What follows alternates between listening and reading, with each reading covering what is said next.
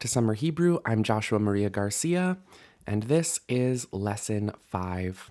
I know it's been a little while since we've learned together since I last posted a video, so we're going to do a little chazara, a review of what we know so far from the previous 4 videos. Let's chant the entire alphabet together. It is good to know the names of the letters and their order because if you're studying the Bible or rabbinics, you're going to need to know that alphabetic order. It's often used as a numbering system or to write an acrostic poem, especially in Psalms. So here is Aleph, Bet, Gimel, Dalet, Hey, Vav, Zayin, Chet, Tet, Yod, Kaf, Lamed, Mem, Nun, Samech, Ayin, Pei, Tzadi, Kuf, Resh, Shin, Tav. If I went too fast, go back and do it again. Repetition is the key to learning a lot of times. Here's our vowels. We have shva, which doesn't make any sound on its own, but typically ends a syllable. Kamat a, patach a, chataf patach a. Remember, those horizontal lines are a hint. Chirik I, tzerei e, segol e, chataf segol e, cholem o, cholem vav o, shuruk, shuruk.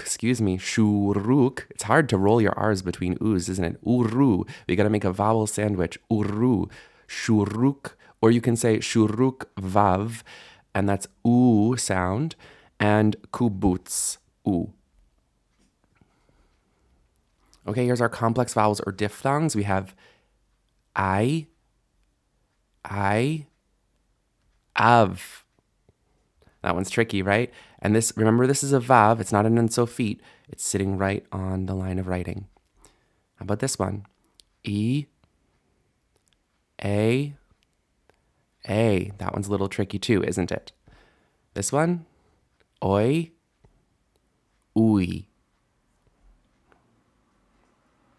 Here's the text we read at the end of the last lesson. I'm going to read through it quickly. Try to follow along with your eyes, and then pause the video and try to read it on your own. Vayehi acharei mot Moshe, Eved Adonai.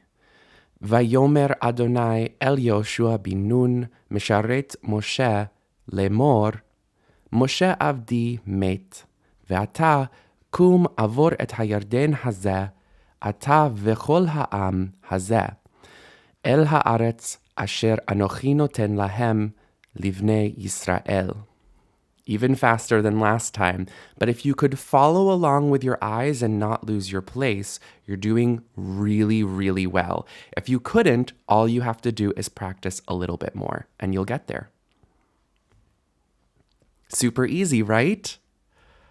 Well, let's make it a little bit more complicated. You might have noticed some things, even in that text we just read, that don't really follow the rules, or at least they don't seem to.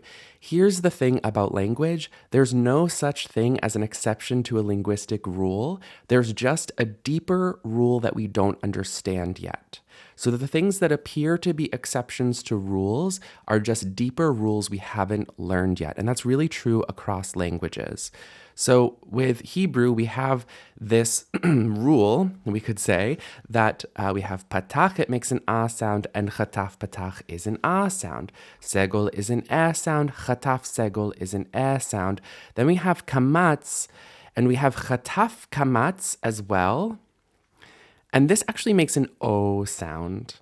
And this is related to how we arrived at standard pronunciation from classical Hebrew. Because remember that in classical Hebrew, kamatz is really an ah sound, right? And so chataf kamatz should really be an ah sound, but the ah sound was lost when we moved into like Sephardi and standard pronunciation and Israeli pronunciation. And so we end up with this staying as an O sound, basically changing into or shifting to an O sound, even though our kamatz is an ah sound. And so we have this word that we know down here, ani, which means poor or oppressed. And we have this word up here with a chataf kamatz, which is oni, which means poverty or oppression. It's the noun. So we're basically changing the vowel to make the adjective into the noun. Now, there's a whole grammatical reason why this works like this. It's a little bit advanced for us at this stage, but what you need to know is that there's an exception here, right? There's an exception to the rule. The a becomes an o here, just in the case of chataf kamatz, but it's not really an exception. It's just a rule we can't quite learn yet. So here's an example of this in context, and now we can read real biblical verses in whole. So here's an example. Ra'iti et oni ami asher be'mitzrayim. I saw et oni, the oppression, ami, of my people, asher, which is be'mitzrayim, in Egypt. I saw the oppression of my people, which is in Egypt. Now we have a statue of Jesus here doing the face psalm. I found this meme on the internet and I thought it was hilarious. Of course, there are other things that will seem to be exceptions, but are really deeper rules. We have this word here, kol, which I think we've seen in a previous lesson, not 100% sure. And kol means each or every one. Kol, each or every one. And it can also mean all of something. But when it means all of something, it becomes a construct state or smichut. We're not going to learn about what that is in this class, but this is one situation in which I think you need to actually know this.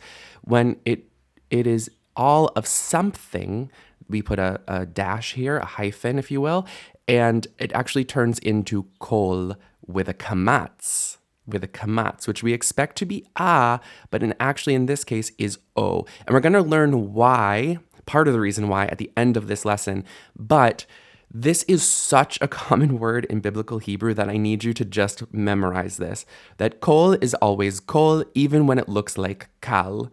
Now, if you're reading Aramaic and you come across this, you can say kal, because we don't actually know if there was a vowel shift like that in ancient Aramaic or not. But in this case, kol is always kol. Here's an example. Vayechulu hashamayim vehaaretz, aretz, initial stress on the stem, vechol, chol tzevaam. Let's do that more slowly. Vayechulu hashamayim vehaaretz, vechol tzevaam. And they were finished, the heavens and the earth, and all of their legions, or all of their groups of different created things, all of their multitude, you could say even. With these verses, I haven't provided citations. I thought it would be kind of fun to guess where they're from in the Bible. And so you can guess in the comments, but please don't look it up. If you know the answer, share the answer, but don't cheat. Look it up and we'll see what people are thinking. Sometimes if you guess wrong, it actually points to a deeper truth, right? Like there might be a similarity in the place where you're guessing about. So we'll see. Okay, other changes that come as a result of the grammar of Hebrew. Hey is usually just a h sound, except at the end of the word where it is silent, right? Or nothing. But sometimes we want to keep the hey at the end of the word for a variety of different reasons, usually as a feminine possessive suffix, ah. And so it's actually pronounced a little bit differently than h. It's further back in the throat and a little bit harsher. It's kind of like a harsh breathing mark. H. And so if you say h, like an H, h, and then pull it back in the throat and kind of constrict your throat around the air a little bit, h is how we're usually pronouncing this consonant. So here's an example. Mi lifnei Adon huli aretz. Mi lifnei Eloah Yaakov. You might have noticed aretz has initial stress. Before the Lord, Chuli aretz, the earth writhes. Chuli is writhes, and aretz is earth or land. The land writhes, you could say. Milifnei, before, Eloah, God, Yaakov, the God of Jacob. And so this is a situation where we want to hear the hey, Eloah. And this is is a cognate word with Allah in Arabic. And so very similar sound even, except for the vowels. You also might have noticed, was it on this one? It was. You also might have noticed that I said the patach here before the hey with a mapik. This is called a hey with a mapik, or mapik hey, you could say. And that's also another change that's happening to this vowel. Normally, we're used to patach coming after the consonant sound. So here it would be a, because the consonant sound is aleph is silent. So a. If it was a bet, it would be ba. B is the consonant sound, a is the vowel sound. We're used to the vowel sound coming after the consonant sound. However, patach at the end of a word does not do that. It will only appear on these three letters down here, he mapik, chet, and ayin, and it will be pronounced before the consonant. And again, this seems like an exception, but it's actually a deeper rule we just haven't learned yet. So this isn't ha, it's ah. This isn't cha, it's ach. And this isn't a, it's a. Did you hear the difference? Probably not. It's really hard to hear a difference on that one in standard pronunciation. But in classical Hebrew, it would have been not but ah. Hear it? I know, it's hard. So we're just going to have this still be pretty much in standard pronunciation. Okay, let's look at some examples which will make this much clearer. Eloah. And you might be noticing that the stress is not on that final patach there. It's actually on the vowel before it. Eloah, not Eloah, never Eloah, but Eloah. Koach, not koach, not kocha, but koach. Nuach. I'll tell you what they mean in a minute. Mizbeach. Mashiach. Stress here, not at the end with this final patach here. Rea. Stress under the resh with the tzerei. So Eloah means God. Koach means power or strength, or sometimes a faculty, like a faculty of the mind. Nuach is sort of like the Hebrew name Noach, and it means rest. And you might have been wondering, does Noach also have this final patach? Yes, it does. Nuach means rest. Mizbeach. You might actually already know what this means because we know the root of the word zevach. With initial stress on the stem, zevach is the root of the word, which means a sacrifice. So sometimes when we put the mem on the beginning of a root, it makes it into a noun. It's one way to create a noun in Hebrew. So mizbeach is the place where you do the sacrifice, or the altar. Mizbeach is an altar. Mizbeach, not mizbeach, it's hard for me to do it wrong. Not mizbeach and not mizbecha, but mizbeach with the vowel first. Mashiach, you probably already know what this means. It means Messiah. And the reason why we say Messiah in English and not Mashiach is that Greek doesn't have a sh sound. So the English word for Messiah came from Greek, and Greek had already deleted the sh and turned it into a sa by that point. Mashiach, Messiah. And Rea. Rea means friend or neighbor, not to be confused with Ra, which is bad. You can have a Rea Ra, right? Like you can have a bad neighbor, but hopefully you have a Rea Tov, a good neighbor. Okay, here's a little bit of grammar because we might think of reading as disconnected from grammar. I can read Hebrew, but I don't understand the grammar. Well, you're not giving yourself enough credit because actually, if you can read Hebrew well, and especially if you can read Hebrew fluently, you actually do understand some of the grammar already. You just might not know that that's what you're understanding. Because when you really break down how we read Hebrew, some of the grammar is kind of encoded in that ability to read. So you already have a lot going for you. Let's talk about syllables. How many syllables are in Bereshit? Bereshit. There's three syllables. Bereshit. The rule is that if there's a vowel, there's a syllable. So we have shva, tzerei, and chirik, bereshit. Now it gets a little complicated with shva, but phonetically, be is a syllable. So we're going to call it a syllable, bereshit. Now you can also you might have learned this trick in grammar class in grade school, but if you put your hand under your chin and you say a word, every time your chin hits your hand, that is a syllable. I'm doing it as I'm talking into the microphone here. So bereshit, your chin should hit your hand 3 times if you're really enunciating those vowels.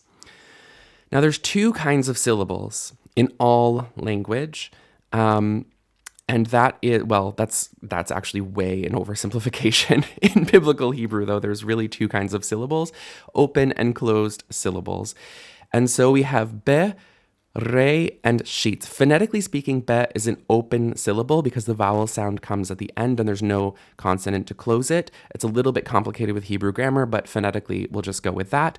Re, right? Open syllable. It keeps going. It doesn't close. It doesn't shut down. There's no end. Re, right? Sheet, t, stops, right? That's a closed syllable. So open syllable is consonant and a vowel. A closed syllable is consonant, vowel, consonant. And those are the 2 kinds of syllables that biblical Hebrew has, and that's it. And you might say, no, I'm a linguist, and I know that every language has vowel-only syllables. Well, biblical Hebrew doesn't, so I don't know what to tell you.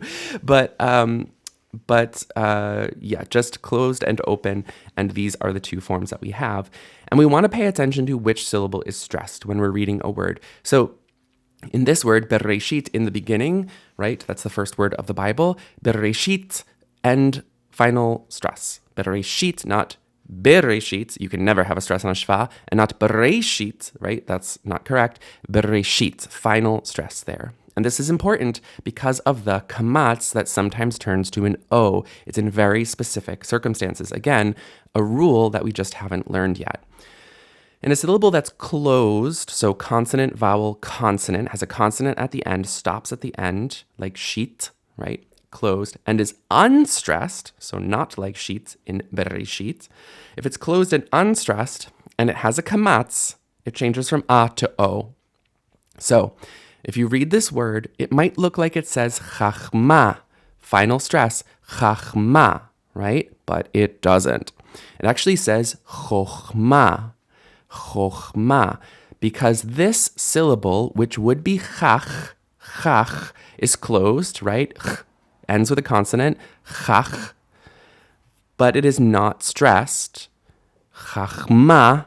So actually this kamatz will change to an O, chochma. Chochma, right? This looks like it, and that means wisdom, by the way, like Sophia in Greek, like wisdom, lady wisdom in Proverbs 8. This word might look like it says karban, but it really says korban, because the stress is on ban, and kar is a closed syllable, so the a shifts to o, korban. And you can really see in here how the, I guess you could say the shva protected the aw sound from classical Hebrew into modern pronunciation. And so, and this is true even in Israeli Hebrew today, you don't say chachma, you say chochma. Chochma and korban. And so, wisdom, and this is another word for sacrifice or offering, but it's a little bit different. It literally means a coming close, because you come close to the altar to offer your sacrifice, but you could also describe it as coming close to God. Sacrifice is the vehicle that brings you closer to God. Korban, coming close to God or the altar. Here's an example of, we call this Kamat Katan, the little kamats. Piha, it's not a patach, right? So you actually hear that at the end. Piha patcha v'chochma v'torat chesed al lishona. lishonah. Piha, her mouth, patcha, was opened, v'chokhmah, with wisdom, v'torat chesed, and a Torah of loving kindness, a law or a guidance of loving kindness, al lishonah, on her tongue. Now, you might have noticed, if you're a very astute Hebrew student, that I did not turn this kamatz into a kamatz katan. We have chokhmah, we expect potcha. However, when the kamatz is part of the verbal paradigm, patcha was opened, right? It's part of a verb pattern. It doesn't usually change. So, there's another exception that's actually a rule. But for the most part, this is what you're going to see. So, piha patcha v'chokhmah. Her mouth was opened with wisdom. Toda, thank you so much for following along with lesson 5. We have one more lesson, lesson 6. And I just want to say that I do have writing lessons coming, but I really want to finish my reading lessons first. I hope you have enjoyed. Give your guesses for where those verses come from in the Bible below in the comments. Thanks so much.